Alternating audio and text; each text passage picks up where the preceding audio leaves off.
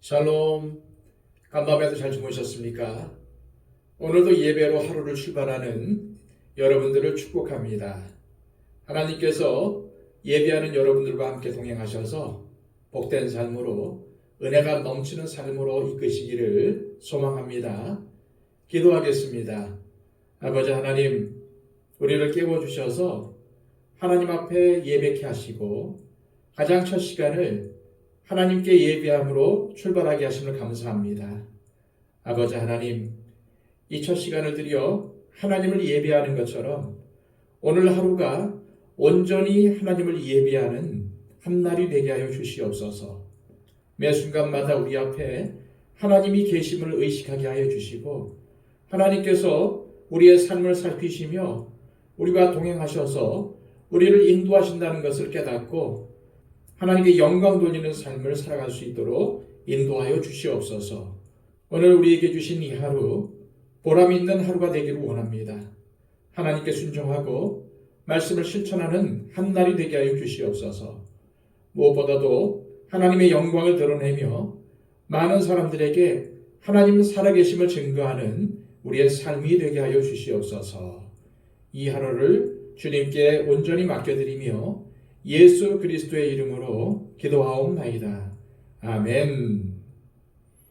다 함께 찬송가 424장 찬양 드립니다.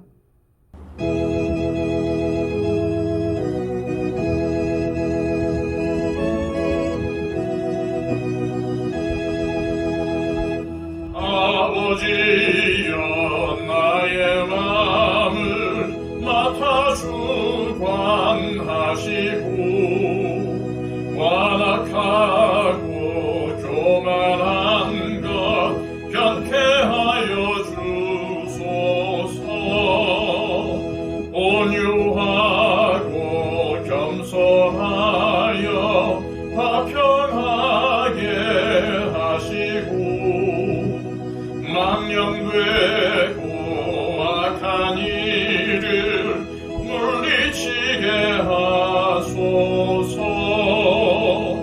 하나님의 은총 속에 나를 보호하시고 주의 사랑 줄이 되어 나를 메어 주소서. 구세주의 흘린 피로 죄를 씻어 주시고 성령이여 하늘 길로 나를 인도하소서.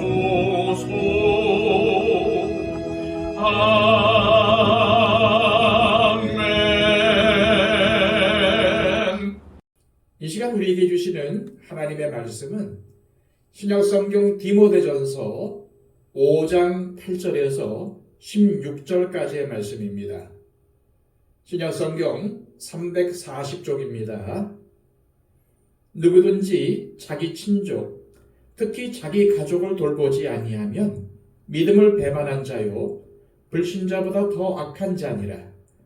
과부로 명부에 오를 자는 나이가 60이 덜 되지 아니하고 한 남편의 아내였던 자로서 선한 행실의 증거가 있어 혹은 자녀를 양육하며 혹은 나그네를 대접하며 혹은 성도들의 발을 씻으며 혹은 혼란당한 자들을 구제하며 혹은 모든 선한 일을 행한 자라야 할 것이요 젊은 과부는 올리지 말지니 이는 정욕으로 그리스도를 배반할 때에 시집 가고자 함이니 처음 믿음을 저버렸으므로 정죄를 받느니라. 또 그들은 게으름을 입혀 집집으로 돌아다니고 게으를 뿐 아니라 쓸데없는 말을 하며 일을 만들며 마땅히 아니한 말을 하나니 그러므로 젊은이는 시집가서 아이를 낳고 집을 다스리고 대적에게 비방할 기회를 조금도 주지 말기를 원하노라. 이미 사탄에게 돌아간 자들도 있도다. 만일 믿는 여자에게 과부 친척이 있거든 자기가 도와주고 교회가 짐지지 않게 하라. 이는 참 과부를 도와주게 하려 함이라. 아멘. 지난 시간에 이어 오늘 본문에서도 바울은 디모데에게 교회 안의 과부를 어떻게 목양해야 할지를 권면하며 교회가 어떠한 기준을 가지고 형편이 어려운 과부를 도와야 할지를 알려줌과 동시에 어려운 형편의 노인자를 돕는 것이 교회가 해야 할 중요한 사명임을 알려줍니다. 8절입니다. 누구든지 자기 친족, 특히 자기 가족을 돌보지 아니하면 믿음을 배반한 자요 불신자보다 더 악한 자니라. 바울은 이 말씀을 통하여 갑자기 남편을 잃은 과부처럼 어려움에 놓인 사람들을 돕는 것이 교회 공동체의 역할이며 특히 남편과 사별한 과부를 포함하여 자신의 친척이나 특별히 가족을 돌보지 않는 사람은 믿음을 배반한 사람이며 예수 그리스도를 영접하지 않은 사람보다 더 악한 자라고 강조하고 있습니다. 이는 아주 중요한 영적 교훈을 우리에게 줍니다. 그리스도인이 자신의 가정에서 경제적인 부분을 포함하여 하나님의 사랑을 나타내 보여줄 수 있는 그 어떠한 섬김도 소홀히 한다면 그 사람은 하나님의 기준에서 보았을 때에 믿지 않는 자보다도 더 악한 자라는 것입니다. 다시 말해서 그리스도인은 자신의 가정에서 하나님의 사랑과 축복을 나타내는 통로가 되어야 하며 그렇게 될 때 그 사람이 진짜 믿음의 사람이며 진정 구원의 길을 가는 사람이라고 말할 수 있다는 것입니다. 많은 기독교 가정 사역자들이 기독교 가정의 문제점으로 뽑은 것은 교회에 출석하는 많은 그리스도인들이 교회에서 보이는 언행과 가정에서 보이는 언행이 전혀 다르다는 것입니다. 교회에 오면은 아무래도 다른 사람들의 시선 때문에 쉽사리 짜증이나 화를 낼 수 없고 최대한의 매너를 보이며 믿음이 좋은 사람인 것처럼 보이려고 노력하지만은 예배를 마치고 가정에만 돌아가면은 전혀 다른 사람으로 돌변한다는 것입니다. 배우자나 자녀에게 권위적인 태도를 보이며 성경이 말하는 가치관과는 전혀 다른 세속적인 가치관을 제시하며 예수님의 성품과는 전혀 다른 성격을 드러낸다는 것입니다. 분명 하나님은 그렇게 하는 것은 잘못이라고 말씀하셨으며 성경에도 그렇게 기록되어 있지 않을 텐데 어떻게 그렇게 돌변할 수 있을까요? 진정한 신앙은 가정과 사회에서의 언행을 통해서 드러난다는 것을 몰라서일까요? 아마 그렇지 않을 것입니다. 그렇게 하면 잘못이라는 것도 알면서도 불쑥불쑥 솟아오르는 옛사람의 습관과 억누를 수 없는 죄악의 힘으로 인하여 그렇게 했을 것입니다. 하지만 바울은 오늘 본문을 통하여 이유 여하를 막론하고 가정에서부터 진정한 믿음의 길을 걸어가야 한다고 강조합니다. 즉 하나님의 사랑을 먼저 가족에게 실천하여 가정에서부터 빛과 소금이 되어야 한다는 것입니다. 이제 바울은 교회 안의 과부를 구체적으로 어떠한 기준을 가지고 도와야 할지를 권면합니다. 9절에서 10절입니다. 나이가 60이 덜 되지 아니하고 한 남편의 아내였던 자로서 선한 행실의 증거가 있어 혹은 자녀를 양육하며 혹은 나그네를 대접하며 혹은 성도들의 발을 씻으며 혹은 환난 당한 자들을 구제하며 혹은 모든 선한 일을 행한 자라야 할 것이요. 교회가 도와주어야 할 참 과부는 나이가 60세 이상이어야 하며 한 남편의 아내였던 자여야 했습니다. 우리는 이 말씀을 보면서 한 남편의 아내인 것은 당연한 것이 아니냐라고 생각할 수 있을지 모르겠지만은 당시 사회에는 결혼 관계가 매우 문란하고 이혼이 잦은 시대였습니다. 따라서 과부 명부에 올려서 교회가 도와주어야 하는 사람은 순결하고 정조의 모범이 되는 사람이어야 했습니다. 동시에 선한 행실의 증거가 있는 자여야 했습니다. 자녀라든지 나그네, 환난당한 성도들을 섬기며 착한 행실을 행한 사람인지를 잘 살펴서 명부에 올리고 도와주라고 권면합니다. 우리는 오늘 본문을 통해서 교회가 구제함에 있어서도 신중해야 하고 무엇보다도 덕을 이루는 것에 초점을 맞추어서 교회가 도와주어야 할 사람을 선별해야 함을 알 수 있습니다. 그런 이유로 바울은 이렇게 디모데에게 가르칩니다. 11절에서 15절까지의 말씀입니다. 젊은 과부는 올리지 말지니 이는 정욕으로 그리스도를 배반할 때에 시집 가고자 함이니 처음 믿음을 저버렸으므로 정죄를 받느니라. 또 그들은 게으름을 익혀 집집으로 돌아다니고 게으를 뿐 아니라 쓸데없는 말을 하며 일을 만들며 마땅히 아니할 말을 하나니 그러므로 젊은이는 시집가서 아이를 낳고 집을 다스리고 대적에게 비방할 기회를 조금도 주지 말기를 원하노라. 이미 사탄에게 돌아간 자들도 있도다. 바울은 젊은 과부의 경우 돕는 대상에서 제외하라고 합니다. 여기서 젊음의 기준은 60세 이하의 과부를 가리키는 것으로 이해할 수 있습니다. 당시 젊은 과부 중에는 자신의 이름을 과부 명부에 올려달라고 부탁하는 경우가 종종 있었던 것 같습니다. 바울은 디모데에게 그러한 부탁을 받았을 때에는 거절하라고 말한 것입니다. 성경은 과부의 재혼을 금하거나 정죄하지 않습니다.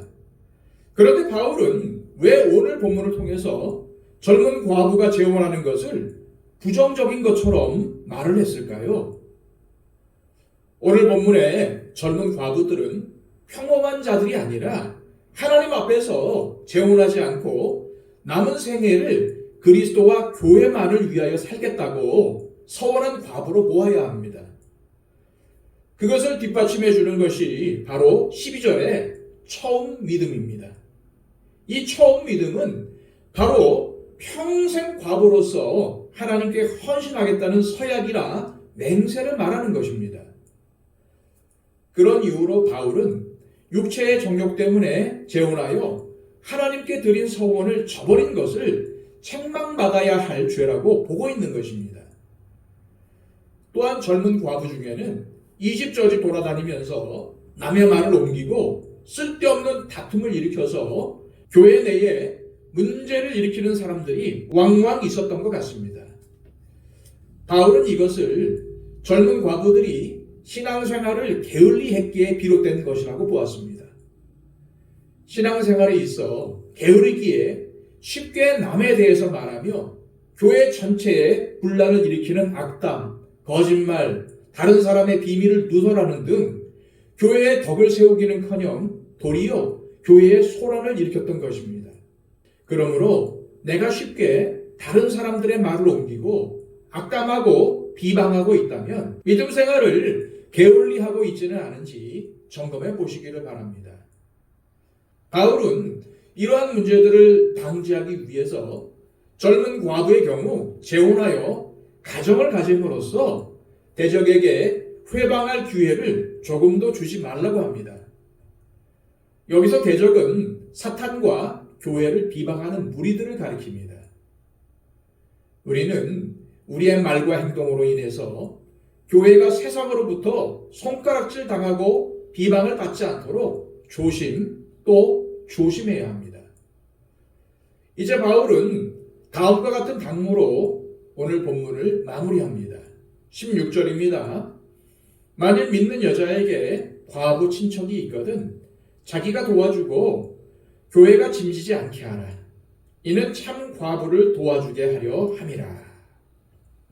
교회가 도와주어야 할 참 과부라 할지라도 만일 교인 중에 돌보아 줄 자녀들이나 가까운 친척이 있는 경우에는 그들이 이 과부를 돌보아 줌으로써 교회는 도움이 절실히 필요한 사람들을 도울 수 있도록 했습니다.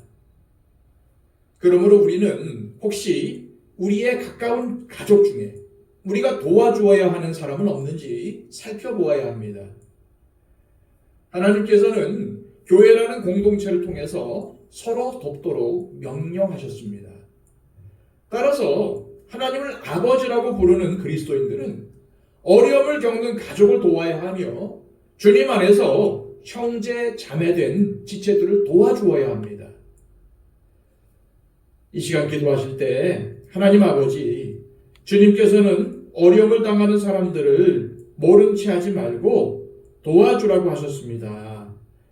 우리도 이 말씀을 따라 가족 중 어려움을 겪는 사람들을 돕게 하시고 주님 안에서 형제 자매된 지체들의 어려움을 함께 짊어지게 하옵소서. 주님께서 우리에게 긍휼을 베풀어 주신 것처럼 나도 주님의 사랑으로 형제와 이웃에게 긍휼을 베풀게 하옵소서. 기도하시기를 바랍니다. 111 기도 잊지 마시고 이 시간 내 기도가 필요한 많은 분들을 위해서 중보해 주시기를 바랍니다. 박영채 집사님, 이순희 권사님, 천금수 집사님, 또 수술을 받으신 창복순 권사님 건강 회복을 위해서 중보해 주시고 우리 교회와 한국 교회를 위해서 또 선교사님들을 위해서 이 나라 이민족을 위해서 전쟁으로 기근으로 지진으로 어려움 당하는 나라들과 민족들을 위해서 중보해 주시기를 바랍니다. 그리고 무엇보다도 우리 주변에 아직도 예수님을 모르는 분들을 위해서 중보해 주시기를 바랍니다. 다 함께 기도하겠습니다.